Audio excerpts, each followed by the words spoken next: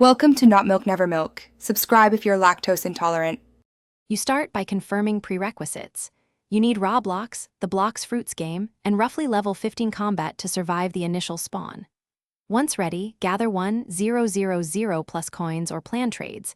This lets you afford throws or revives. Next, check the Azure and Ember spawn timers. Different servers shift spawns after server resets, so prioritize servers with recent boss activity.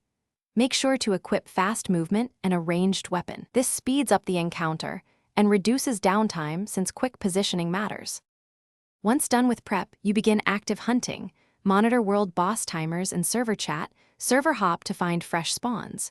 Prioritize likely spawn zones, docks for Ember, Volcano, or Sky Islands for Azure, depending on the update notes.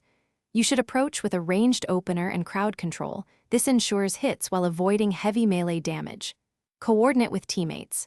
Focus KOs, stuns, and combo rotations. This conserves your stamina and increases drop chance because you finish by securing the drop. Loot immediately and verify the fruit in your inventory. Drop shells and trash to keep space free since missed pickups cost time. If the fruit does not appear or glitches, server hop and check other instances within 10 to 20 minutes. Bugs sometimes clear after a reset.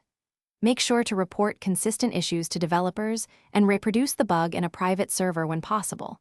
This helps get fixes and keeps your future runs efficient, preventing repeated wasted attempts.